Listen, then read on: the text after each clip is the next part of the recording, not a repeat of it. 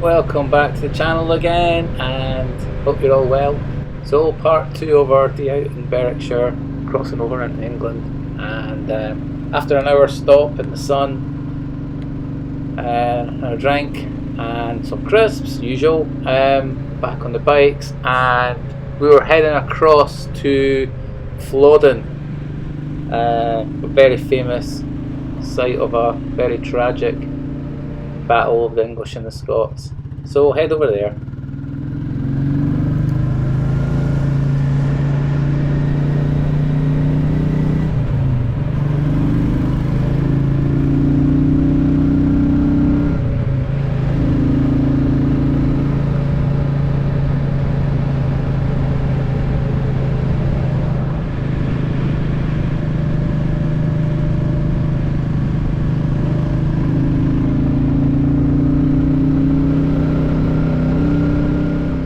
Look at this countryside, look at the views, look at the weather, and look at these empty roads. Absolutely amazing. This was probably definitely the best day I've had this year on the bikes. Just brilliant. Good company with Bob and just everything else. Sometimes everything just clicks. Today we could have just kept riding these bikes forever. It's fantastic.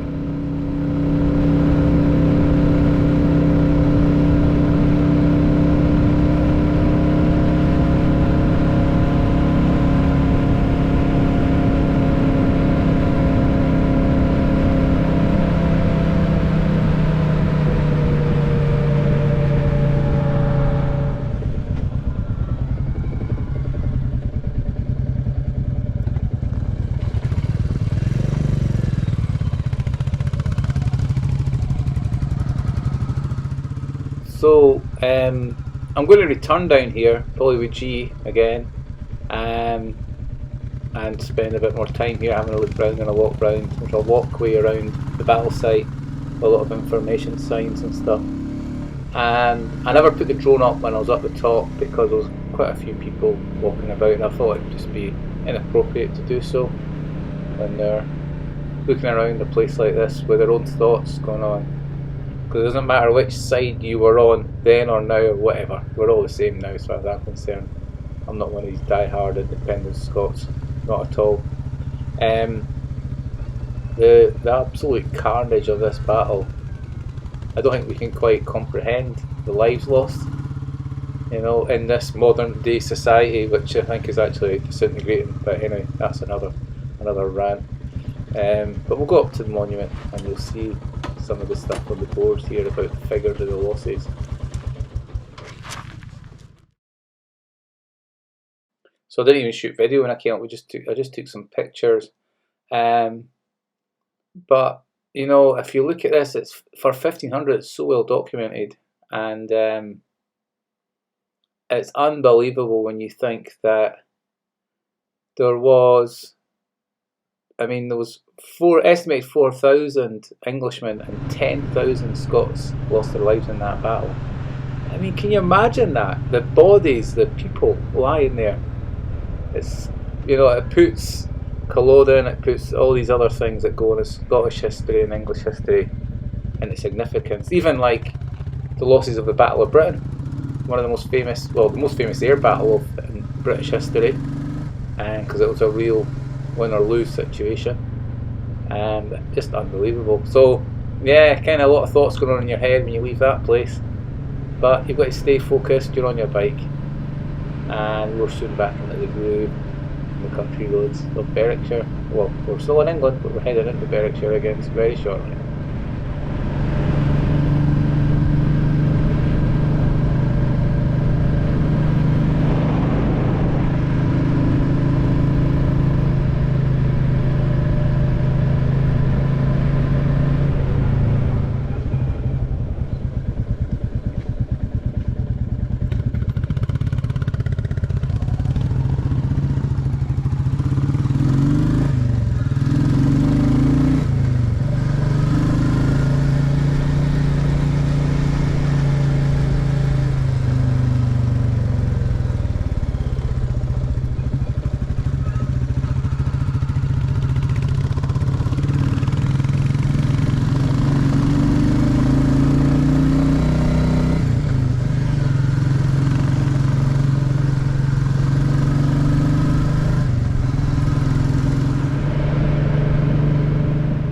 Right, see that last wee clip there of us just pulling out a junction up the road, up the windies?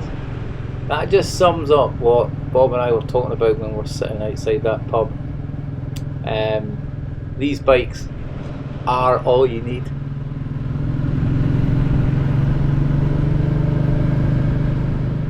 You know, I've had a lot of big singles and a very powerful tuned, a couple of big tuned single enduro bikes that I used on the road.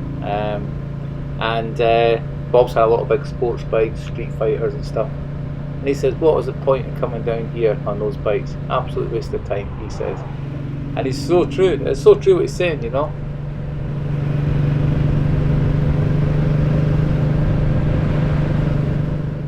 And we've got windy roads, we've got bad road conditions, we've got loads of cars unless you live here.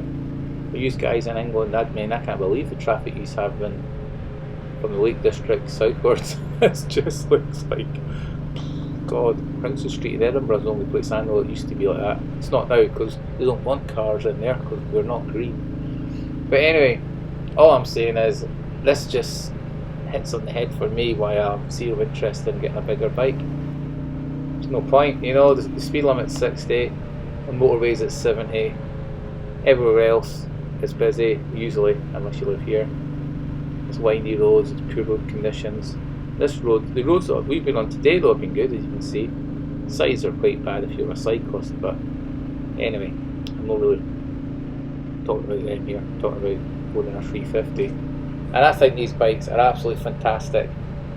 And there's a lot of new owners getting them on various Facebook pages and other post forums and stuff, and asking about changing stuff. And well, reality is you don't need to change anything on these bikes. Bob's bike's totally stock. Mine's mucked around with. When I got mine, we didn't know if they had a restricted top speed electronically or it was the air filter in the pipe, whatever. As it's turning out, it's the electronics that do it. So all you're going to gain opening up your airbox or your exhaust is the noise, the roar of the intake of the airbox, and you'll get a little bit more mid-range, but that's it. It's hardly really noticeable. There's a little bit there though, but you will feel it. But you know, as even a stock bike, as Bob's is, it's brilliant. You know, he's flying along, and these bikes are all you need. That's all I think anyway.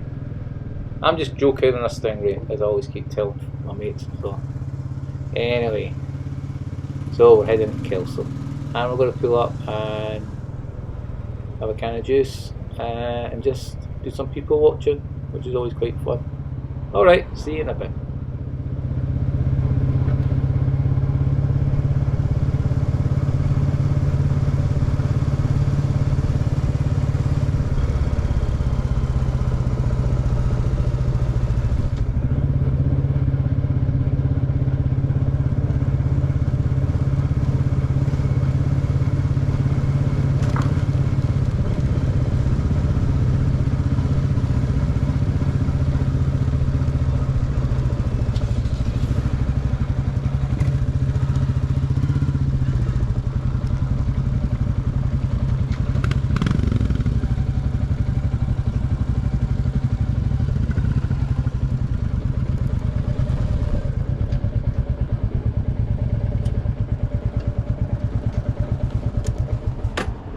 Oh, it's good, some wee places I've not been through.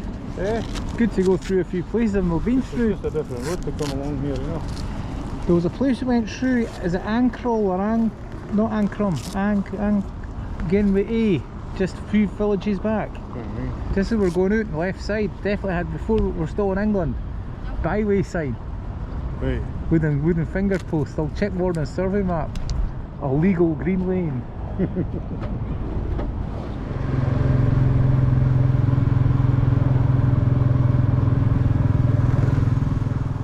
Yeah, so I think in the top of Northumberland there's only a couple of legal proper byways signed. Northumberland TRF boys will know more about them. Anyway, while we were in there sitting having a can of juice, we witnessed an old boy trying to park, even though he was like 2 feet out for the curb, reversed into the car behind him. It was an almighty crunch of plastic, and he got out and Bob went across, and I took photos of it. And he just ignored the whole thing that happened, gets on his boot, and when asked about what happened, he was like, "Car looks fine," walked away. I mean, outrageous, eh? I mean, that could have been your 30 grand car. G's VXR, something like that, that Mustang of our sons. Some people are just, they shouldn't be on the road, eh? They bloody shouldn't be. I was boiling. I was hoping some Arctic or a farm tractor would come in and just take the side of his car off. But anyway, I've got the photos.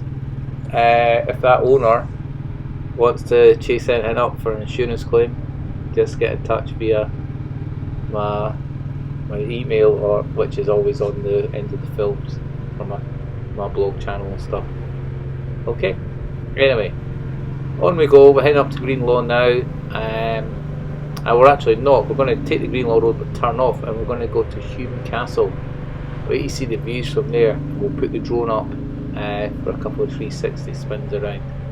You'll be gobsmacked at the vastness of the Merse, which is the fertile agricultural area north of the Tweed, which runs right through Berwickshire.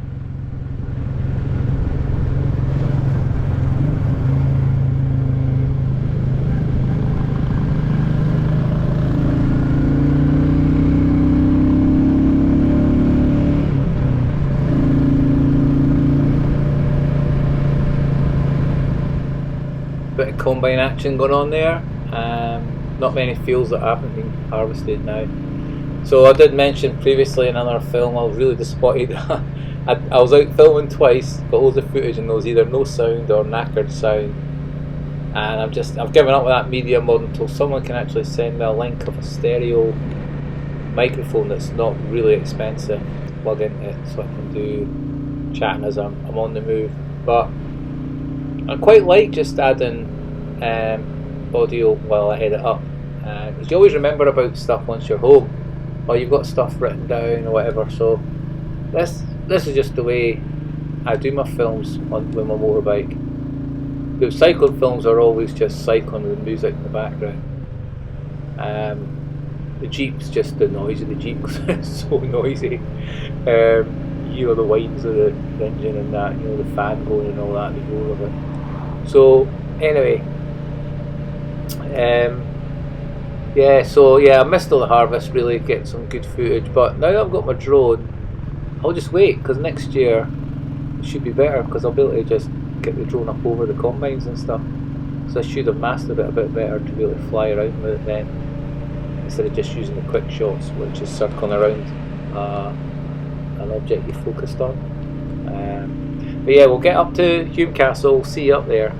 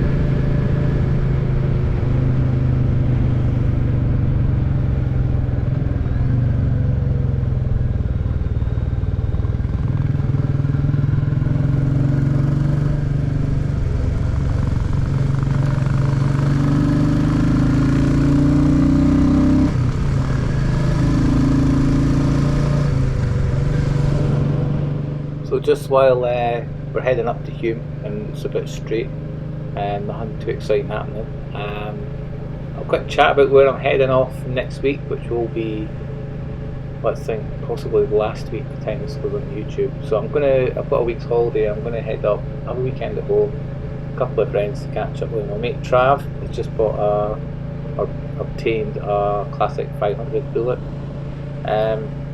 So hopefully I'll catch up with him at the weekend and get pictures of that, and that'll be a film comparing it to these bikes. That'll be cool. So but the week after I'll head up on Tuesday. I'm going to head up to the Moray coast and the Cromarty First, which I've been to before. We've cycled all these areas and driven them and stuff. But I want to do it on the Enfield, and if it's not too windy, then I'll get some footage of the coastal defences, World War II defences, which were actually built in World War One. Because their naval defences are massive, they seem to be a lot bigger. The naval defences that are around the city, like Edinburgh, Cramond and stuff, and here up in Morayshire, where we're going. So you'll see all that if you're interested. You'll enjoy that. You can just see on the horizon Hume Castle.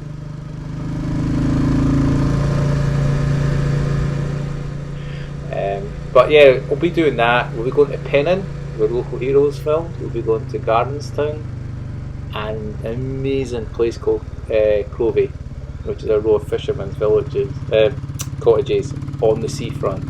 Actually on a seafront. It's amazing.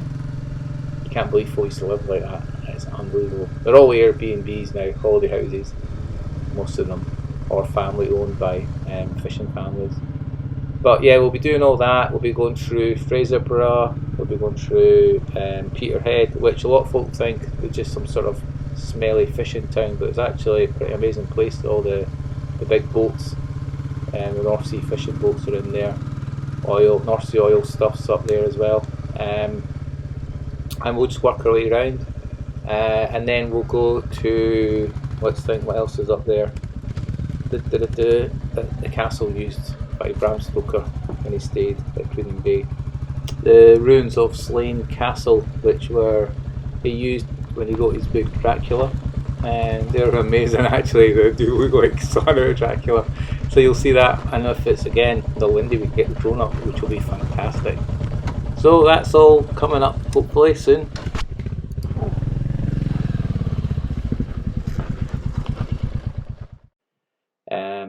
But look at the views. This is the Merse. We're looking south east there. That's east across the Merse proper. Keep going that direction, you'll get to Berwick. So if you think that it looks cool at this level, wait till you see it from the air.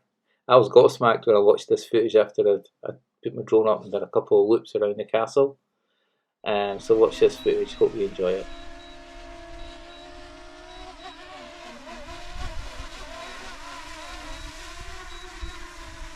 I just had it up hovering there first of all to make sure it's got a GPS location. You don't want to press return and it does not return. That could be a bit of a disaster. But I'm still amazed at this wee thing. Well, it does. It is amazing.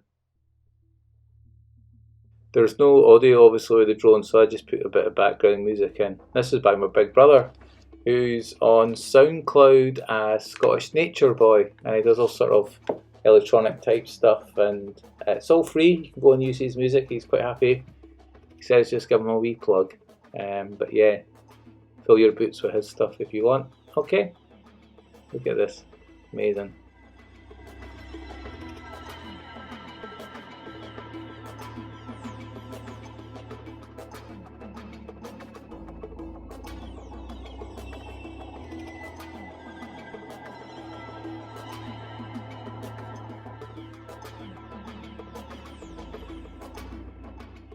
And we'll just do a 360 around the Hume Castle itself. It's a bit slow as we're on the slowest setting. So slow, medium and fast, and I'm not even going to try and fly the faster settings yet. Okay, so bear with me.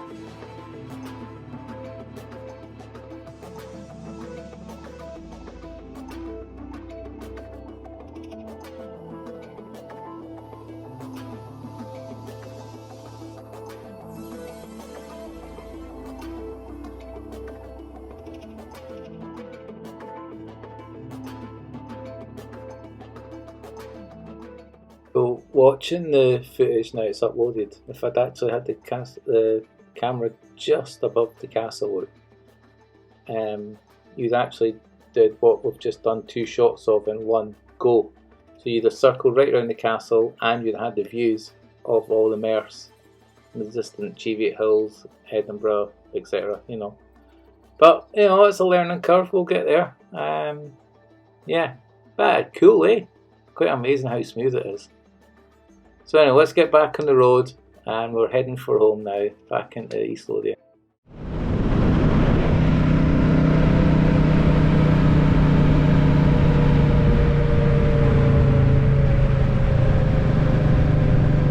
So yeah, what a fun day it's been. Beautiful, absolutely beautiful. Great company with Bob, and great to get some drone footage as well. Hope you enjoyed that. Here we are, back in the Shire, back in East Lothian. So see you again soon. Bye for now.